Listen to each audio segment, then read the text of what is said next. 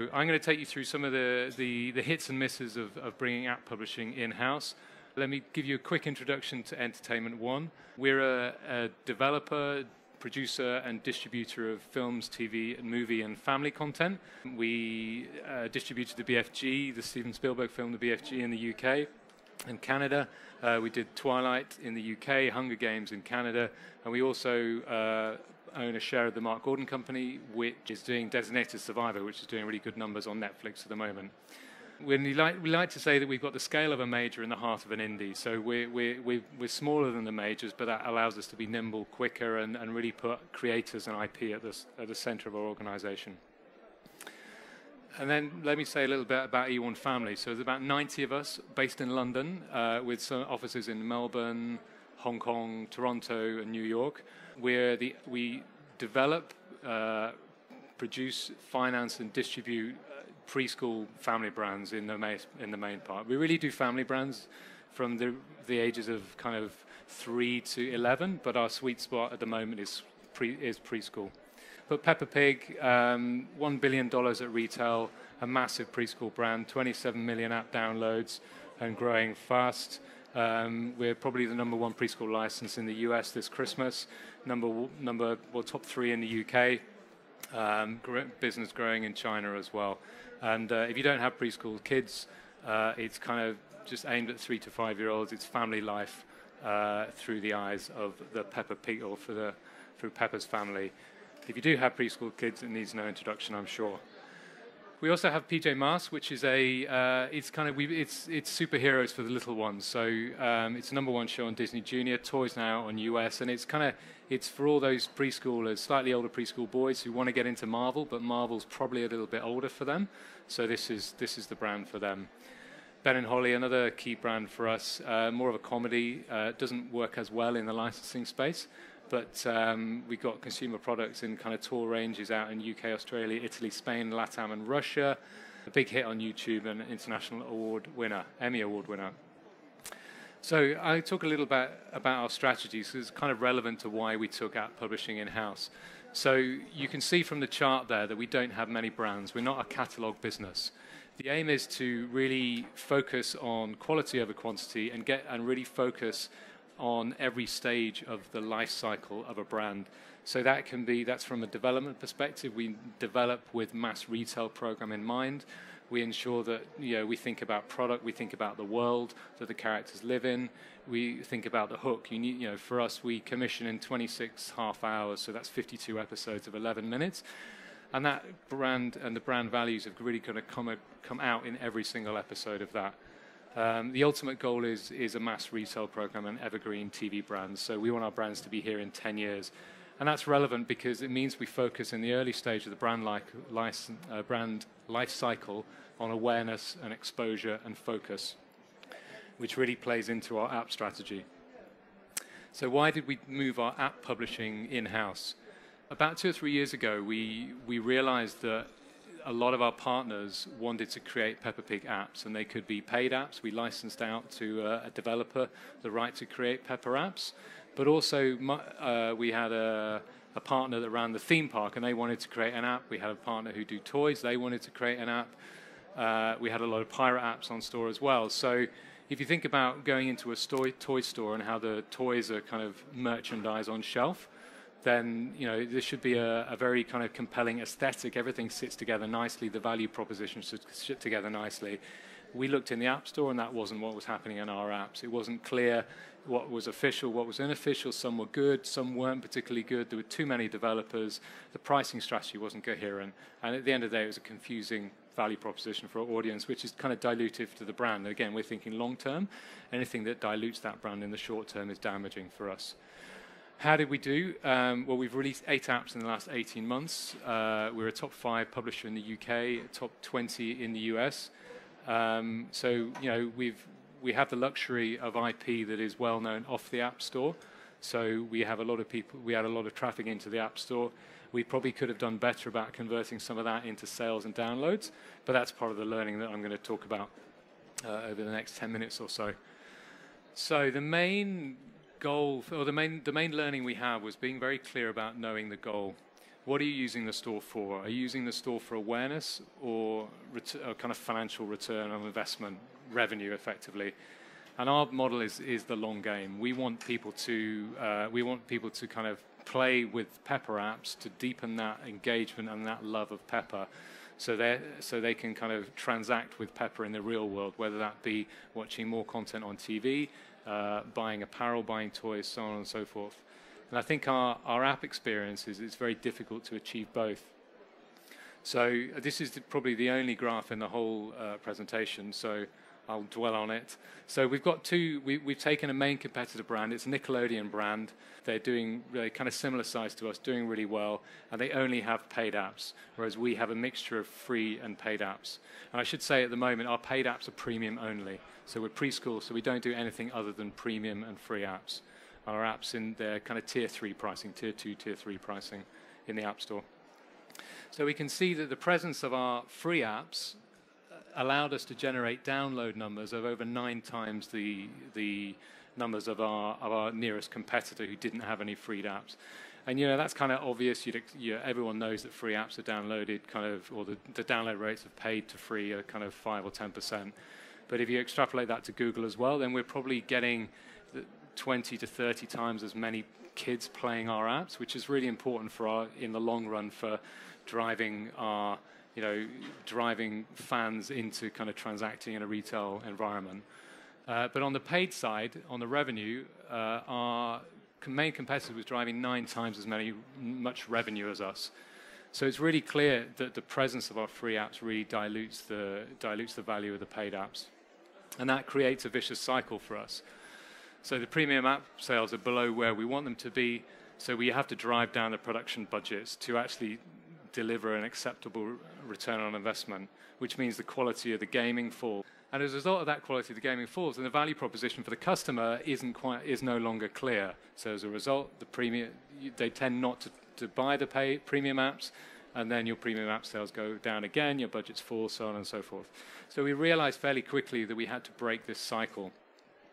We realized quickly that we'd oversimplified the market. It wasn't simply if you had free apps, then your paid apps weren't going to perform. You needed to try to ride both horses. And the way we did that was again, it's probably fairly obvious to most of you guys here, but remember, I'm Robert De Niro in The Intern. So you need to tweak your product mix by territory. You need to, in certain markets where we frankly didn't need the exposure, like the UK or the US, we were able to take the free apps down to give the paid apps a clear run. But then we had the choice of, do we take them down permanently or do we take them down for a portion of the year? And we realized that the first 2 or 3 months in a paid apps lifecycle was key.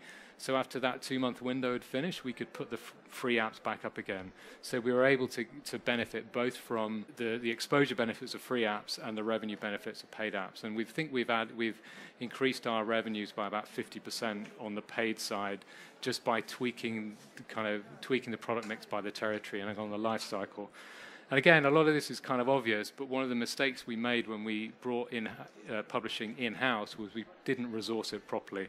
We didn't put enough kind of hands on the deck, so to speak, which again is any business, whether a big or small business going into a new area of business, they tend to under-resource it.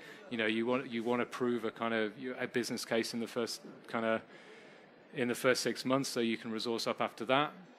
But we realize now that app publishing needs focus, and it also needs management focus. It's not enough to have operational resource. You need management there to actually set targets, set KPIs, prevent the team from firefighting too much, and actually kind of manage that team in ticking off all the basics in the stores. So as I say, set milestones, KPIs.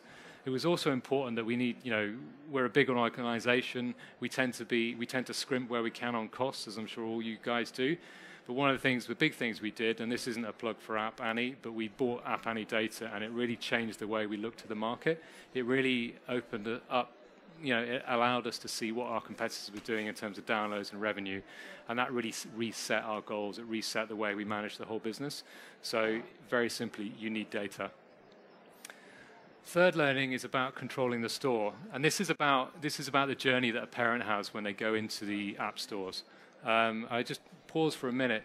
I can't think of another international retailer where you have real and fake products sitting next to each other, and the stores are very unusual in that. And the store, obviously, the app stores, whether they're Google or Amazon or Apple, they obviously have a problem with fake product. But it's not enough to actually wring your hands and kind of throw your hands in the air and say this is disgraceful. You need to get involved. So this is the Pepper app. This is a search term on for Pepper, and you can see in the bottom left only one fake app, and I'm actually quite pleased with that. That's a good sign. If we look at some other brands in our space, not everyone has the same success. Now, those brands from brand 1 to 5, they're all owned by big media owners. They're all owned by people with brand protection teams with a lot of lawyers on hand. But it seems that they're not kind of working closely enough with the stores to police the infringements there properly. It's not enough to do it monthly. It's not enough to do it weekly. It needs to be done every day. You really need to work with the stores to do this, because you can't rely on your customers to filter as well. It's not fair. If you're going to put a customer in a position where they're going to have to choose between a real app or a fake app, it's going to be ultimately dilutive to your brand. In preschool, the relationship with the parent is key. You need to get the trust of the parent on board. And if you're going to allow them to see a number of infringing apps next to your kind of well-made paid app, then that's diluting that trust. So take responsibility for the customer's journey. Fourth bit, read the reviews. I think when we started, when we brought publishing in-house, we kind of dismissed the reviews too easily. We thought, frankly, they were often the rantings of mad people, and we didn't really have to take too much note. And we got that wrong. There's not many opportunities for communication between the audience and us as a developer, and it's an imperfect communication channel. But you can only ignore it at your peril. So I've just taken 3 reviews. I won't go through these in detail, but Granny Grump 62, not related, or I don't know this person, but they've done actually a really insightful critique of our apps, which is really useful. So they're saying there's not enough scope to improve skills, and there's frustrating waiting time. So maybe there's too much animation in there. Maybe the leveling up in our app, or whenever we need to level up in our future apps, provide more of a challenge. Then we have 2 app reviews on sound issues. Probably about 75% of our reviews are about sound issues. But we have to ask ourselves, why wasn't these in the QA testing that we did? And is anyone actually monitoring the emails where people are complaining about sound issues? So it's important not to get too emotive about reviews, but they do include a lot of good intelligence within from your customer base, and you ignore it at your peril. But it's also important to review. If you get 10 reviews in a 10,000 downloaded app, it is not a representative sample. So there's no point kind of letting it dictate your decision making. So use it as intelligence rather than strategy. My final point is about thinking beyond the store.